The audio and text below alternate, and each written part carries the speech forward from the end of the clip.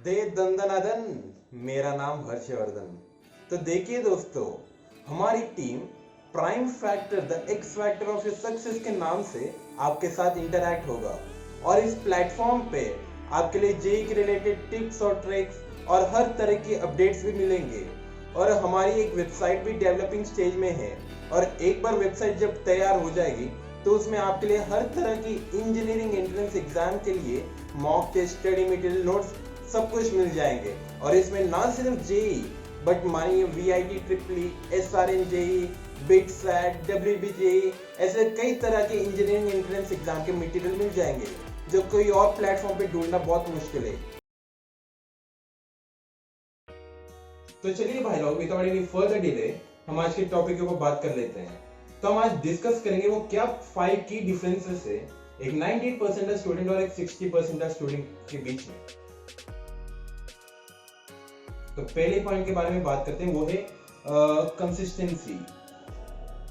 तो ये कंसिस्टेंसी क्या है? देखिए, आप घर में जितने भी घंटे हर रोज पढ़ते हो, कोशिश कीजिए कि हर दिन उतने ही घंटे पढ़े और इनफैक्ट हो सके तो डेली आपके स्टडी आवर्स को स्लोली इंक्रीज करने की भी कोशिश कीजिए। अब कितने भी घंटे, इसका मतलब ये नहीं कि आप 1-2 घंटे पढ़ के बुक्स को क्लोज कर दें। आप समझ रहे हैं ना मेरी बात? और बहुत सारे लोग क्या करते हैं, वो लंबी लंबी टारगेट बना के एक हफ्ते भर की या फिर एक महीने भर की टारगेट बना के उसको पूरी करने की कोशिश करते हैं और आधे रास्ते में एग्जॉस्ट हो जाते हैं।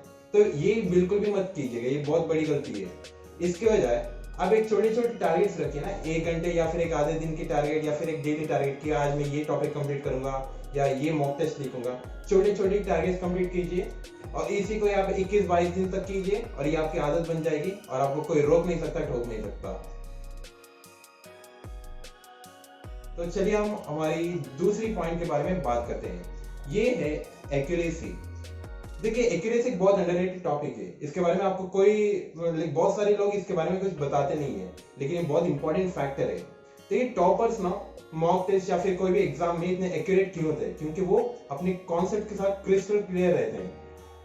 Half knowledge in concepts, it will definitely lead to confusion while solving problems and in turn वो आपके एक्यूरेसी को कमी करता है। तो ये क्यों होता है एक्यूरेसी का? हम पहले तो हमने बात कर लिया कि conceptual lack of conceptual clarity की वजह से हो सकता है।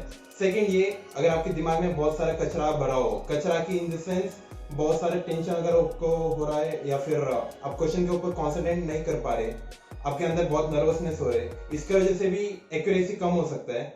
और इसके वजह से बहुत सारे सिली मिस्टेक्स भी होते हैं। हमारे पास बहुत सारे बच्चे आते हैं, बोलते हैं भैया कि बहुत सिली मिस्टेक्स हो रहे हैं, हम रोक नहीं पा रहे। इसके वजह से जितने भी आपका पोटेंशियल है उतना तक आप परफॉर्म नहीं कर पा रहे। तो सिली मिस्टेक्स कम करने का तो एक तो ये कि जितने हो सकते उतने मॉक टेस्ट लिखो, इससे आपके एग्जाम टेम्परामेंट डेवलप होगा। और दूसरा है कि आप डेली थोड़े समय तक मेडिटेशन प्रैक्टिस कीजिए, इसकी वजह से आपका दिमाग ठंडा रहेगा और एग्जाम लिखते टाइम आप सिर्फ क्वेश्चन के ऊपर कॉन्सेंट्रेट कर सकते हैं, जिसकी वजह से आपके सिली मिस्टेक्स कम होने के चांसेस बहुत ज्यादा होंगे।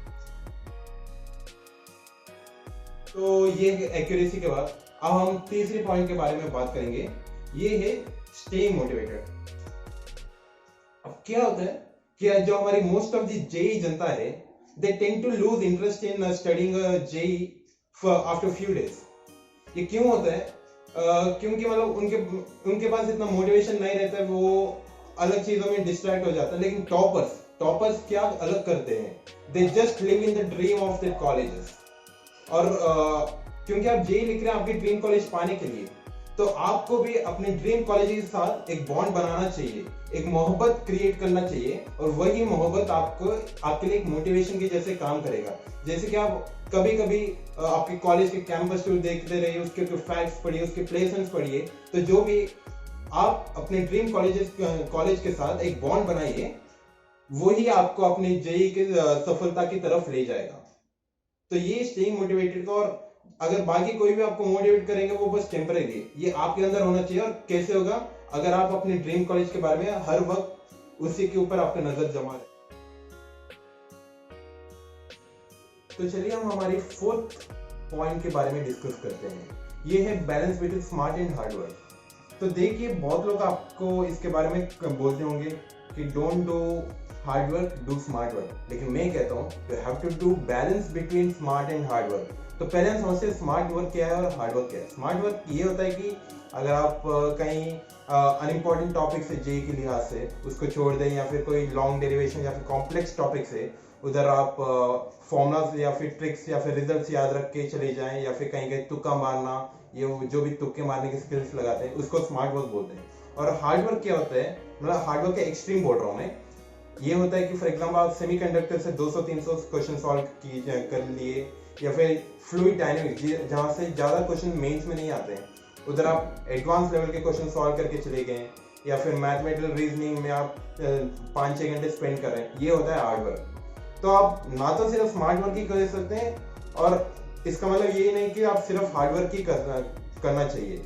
मैं कहता हूँ you have to balance between smart and hard work. इसका मतलब ये है कि आप जो भी इंपॉर्टेंट टॉपिक्स है उसके ऊपर समय बिताइए, कॉन्सेप्ट समझिए, और उसके ऊपर अच्छे लेवल के क्वेश्चन सॉल्व कीजिए, और कभी कभी उसमें स्मार्टनेस कैसे ऐड कर सकते हैं, जहाँ पे हमारी जरूरत पड़े उधर ही ट्रिक्स अप्लाई कीजिए, जहाँ पे हर जगह ट्रिक्स आप अप्लाई मत कीजिए, जहाँ पे जरूरत है वहीं पे ट्रिक्स अप्लाई कीजिए। और इन दोनों के बीच में एक बैलेंस मेंटेन करना बहुत जरूरी है। ये हो गया balance between smart and hard work. और हम हमारी लास्ट और 5वीं पॉइंट के बारे में बात करते हैं। ये है believe your teachers in your coachings और योर स्कूल व्हाटएवर। ये में एक इम्पॉर्टेंट टॉपिक जरूर है। ये क्यों है हम समझते हैं, क्योंकि देखिए आपकी टीचर्स के पास 1-2 साल का एक्सपीरियंस तो नहीं है। अगर उतना कम एक्सपीरियंस है तो कोचिंग में ज्वाइन कीजिए मत। तो वर्स्ट केस में आपकी टीचर्स के पास 5 साल का तो एक्सपीरियंस रहेगा ही। तो ये आपका जे पहला साल है और आपकी जर्नी अभी तक कंप्लीट भी नहीं हुआ, लेकिन आपके जैसे बच्चों को वो आपकी टीचर 10-15 साल से देखते आ रहे हैं, तो उनको तो पता ही होगा कि बच्चे कैसे प्रॉब्लम से गुजरते होंगे, बच्चों को कैसे प्रिपेयर करना चाहिए, जिसकी वजह से उनके परफॉर्मेंस में बहुत हाई लेवल की परफॉर्मेंस हो, तो उनको तो पता ही होगा ना। तो जो भी एडवाइस आपके टीचर्स देते हैं, फॉर एग्जांपल इस टॉपिक को कंसंट्रेट करो, उस टॉपिक में इतना समय जरूरत नहीं है, तो ऐसे जो भी पीस ऑफ एडवाइस वो देते हैं उनको ब्लाइंडली फॉलो कीजिए। इधर don't try to be over smart. आप अपने खुद के शेड्यूल बना के या फिर आपके खुद के कंफर्ट के हिसाब से बिल्कुल मत कीजिएगा। आपके टीचर्स को ब्लाइंडली फॉलो कीजिए और वो ही आपको आपके मंजिल के पास ले जाएंगे। ये है भाई लोग 5 क्रूशियल स्टेप्स जिनका आप शिद्दत से फॉलो करेंगे तो आपके सामने वंडर्स होते दिखेंगे। तो मैं आपको अपने चैनल को सब्सक्राइब करने के लिए भी नहीं बोलूँगा। अगर आप चाहते हो तो हमारी फैमिली का पार्ट बन सकते हो। और ये तो अपना ही चैनल है भाई, मैं तो आपका बड़ा भाई हूँ। ठीक है, फिर मिलते हैं।